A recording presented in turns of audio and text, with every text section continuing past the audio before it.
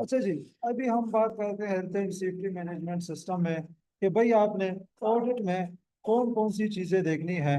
ठीक है, तो सबसे पहले हमारे पास हो गई HAC प्लान और प्रोसीजर्स हमारे पास हो गया।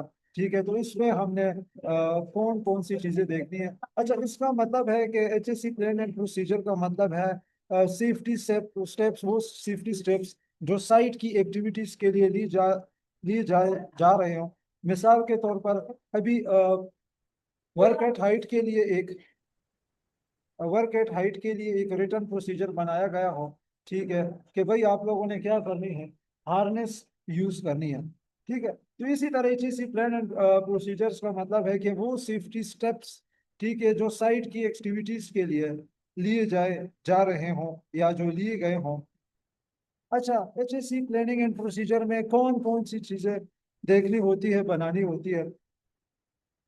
सबसे पहले भाई कंपनी की जो पॉलिसी हो गई, हेल्थ एंड सेफ्टी की जो पॉलिसी हो गई, जिसपे हमने निबोश के IGC के एलिमेंट नंबर 2 में उस पर बहुत डिटेल से बात की थी कि हेल्थ एंड सेफ्टी पॉलिसी क्या होती है, उसकी कितने सेक्शन होते हैं।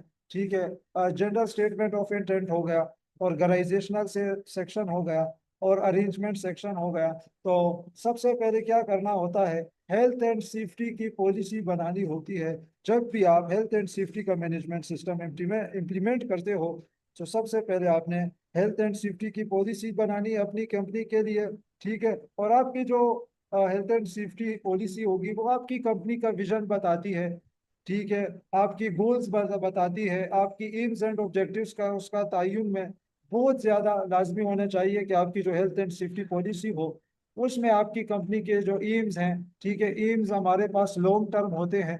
ठीक है, स्पेसिफिक हमारे पास होता है एम, और एक हमारे पास एम होता है। जबकि ऑब्जेक्टिव्स, टारगेट्स हमारे पास मल्टीपल होते हैं, स्पेसिफिक नहीं होते, वाइड नंबर में होते हैं। ठीक है, और शॉर्ट टर्म होते हैं, जबकि एम हमारे पास लॉन्ग टर्म होता है। तो हमने हेल्थ एंड सेफ्टी पॉलिसी बनाने के साथ साथ अपनी कंपनी के एम्स एंड ऑब्जेक्टिव्स का तयन भी करना होता है। इसी के साथ साथ हमने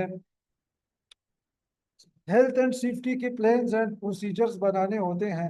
ठीक है, प्लानिंग करनी होती है, प्रोसीजर तरीकाकार बनाने होते हैं, जिसमें सेफ सिस्टम ऑफ वर्क हो गया, परमिट टू वर्क हो गया। इसी तरह अपने तरीकाकार बनाने हैं कि भाई मैं कैसे अपनी जगह पे एक्सीडेंट रेट को कम करूं, कैसे मैं एक अपनी जगह पे जो हादसात की शरह है उसको कम से कम सतह पे हम उसको ले आए। ठीक है, इसके लिए हमने तरीकाकार बनाने होते हैं, प्रॉपर हमने प्लानिंग करनी होती है, मुख्तलिफ लोगों को हमने रोल्स एंड रिस्पॉन्सिबिलिटीज देनी होती है, मुख्तलिफ लोगों को हायर किया जाता है इसी काम के लिए। अच्छा, इसी के साथ साथ जब भी आप हेल्थ एंड सेफ्टी का मैनेजमेंट सिस्टम इंप्लीमेंट कर रहे हो तो बहुत ज़्यादा लाजमी है रिस्क असेसमेंट करना।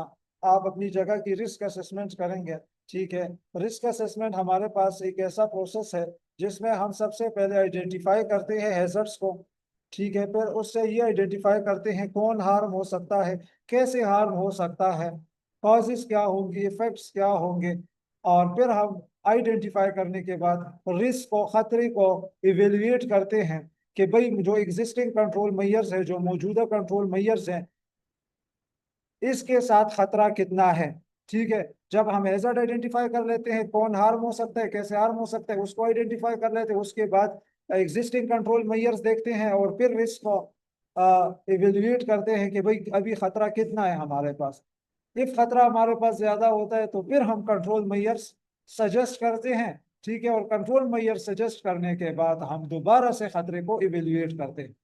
ठीक है, और इसी तरह हम खतरे को कंट्रोल मेजर्स के जरिए रिस्क को हम मिनिमाइज कर लेते हैं। रिस्क कभी भी जीरो नहीं होता, कुदरत पे हमें यकीन है, तो रिस्क को मिनिमाइज कर लेते हैं। तो रिस्क असेसमेंट बहुत ज्यादा लाजमी है जब आप health and safety management system को इम्प्लीमेंट करने जा रहे हो। और जब ऑडिट करते हैं तो उसमें आप सारी रिस्क असेसमेंट की उस कंपनी की रिकॉर्ड्स देखते हैं। ठीक है, इसी के साथ साथ जॉब सेफ्टी एनालिसिस हो गया हमारे पास। ठीक है, जॉब सेफ्टी एनालिसिस हमारे पास क्या होता है, इसको हम जॉब एनालिसिस भी बोलते हैं। अच्छा, आपको अगर याद हो, आपको मैं पढ़ा चुका हूँ एक टाइम में जॉब एनालिसिस और टास्क एनालिसिस। मिसाल ड्राइविंग की जॉब है। ठीक है, ड्राइविंग एक जॉब है, तो ड्राइविंग में मुख्तलिफ चीज़ें आ जाती है। आप ड्राइवर हो, ड्राइवर एक जॉब है। तो आप फिर गाड़ी की सफाई भी करते हो, गाड़ी को चलाती भी हो, उसको आप रिपेयर भी कराते हो, उसकी मेंटेनेंस भी करते हो। तो ड्राइविंग एक जॉब है। तो ये जो मुख्तलिफ टास्क है हमारे पास, गाड़ी को रिपेयर कराना हो गया, ठीक है, गाड़ी को वॉश करना हो गया, ठीक है, गाड़ी की इंस्पेक्शन हो गई।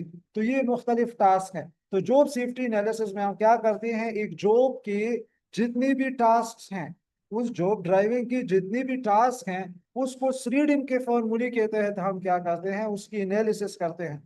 ठीक है, टास्क को सेलेक्ट करते हैं, रिकॉर्ड करते हैं उसके स्टेप्स को, select the task, record the steps, और फिर हम इवेल्युएट करते हैं रिस्क को हर एक स्टेप्स के साथ।